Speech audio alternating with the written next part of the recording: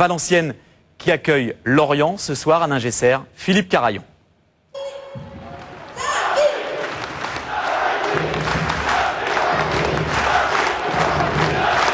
Par les cœurs, par les pensées, les gens du Nord ne sont qu'un ce soir particulièrement.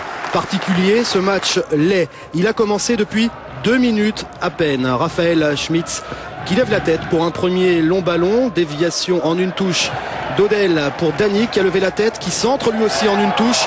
La reprise de la tête gagnante de Grégory Pujol.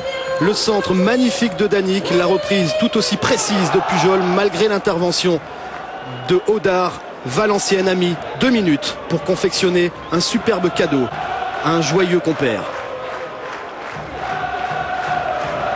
Ça part donc bien pour Valenciennes. Dans la foulée, ce coup franc de Mater, dévié in extremis par Odar. Après la défaite 3-1 étonnante à Caen la semaine dernière, parce que émaillé pourtant de tout un tas d'occasions valenciennoises. Et malgré ce petit premier ciseau de Gamero repoussé par le gardien Pento, les merlus de Christian Gourcuff ne parviennent vraiment pas à inquiéter Valenciennes. Regardez comme Valenciennes mène le match, mène les débats tranquillement. Dany en profondeur pour Odel, étrangement seul. Odel face à Odar.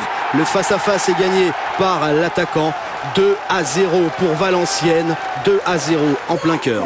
Pas de hors-jeu du tout. Et surtout cet appel intérieur-extérieur. Ce n'est pas le premier, ce n'est pas le dernier dans ce match qui déboussole la défense lorientaise. Oui, en plein cœur.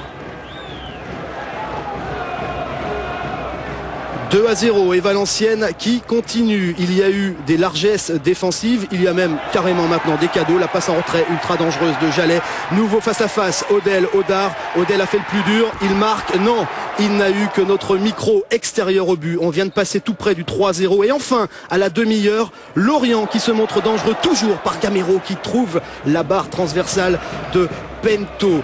Programme, préparation totalement chamboulée pour Valenciennes et pour son coach depuis mercredi soir. Et pourtant, Valenciennes qui fait mieux que tenir le choc. Sauf que Lorient se réveille dans ce dernier quart d'heure avec encore une fois Gamero qui met le feu. Gamero pour Le Pen. Le Pen qui ne peut cadrer. Nouvelle et dernière occasion lorientaise de la première période. 2-0, mais ça aurait pu faire 2-1, ça aurait pu faire 3-0. L'entrée à la deuxième période de André Ayou, le fils d'Abedi Pelé, néo-lorientais. Première action dès le coup d'envoi lorientaise. Ayou pour Saïfi. Saïfi qui frappe et la manchette de Pento. Saïfi qui reprend enfin en championnat après sa blessure. On a repris depuis 5 minutes à peine maintenant. Et regardez André Ayou et sa patte gauche et sa vivacité et son sens du combat. Il percute, il a perdu la balle. Non, il peut redresser pour Gamero.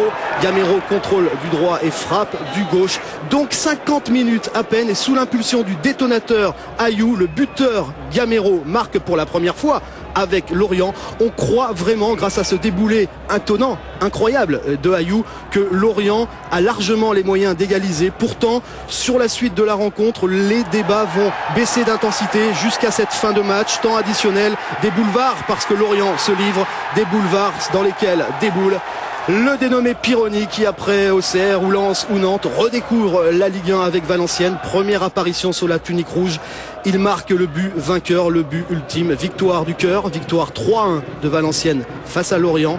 L'analyse ou l'émotion d'Antoine Kombouaré au micro de Philippe Lefebvre. On savait que ça allait être un match difficile, compliqué, face à un très bel adversaire. Je pense que ce soir, il faut aussi rendre hommage à cette équipe de Lorient parce qu'ils n'ont jamais lâché. Hein. La preuve, on pensait avoir fait le plus dur en menant 2-0. Et ils sont revenus à la marque tout de suite en deuxième mi-temps. On a été en difficulté. Mais bon, ce soir, on va dire que David était avec nous. Il nous a soutenus, il nous a apporté la réussite aussi. Il en faut.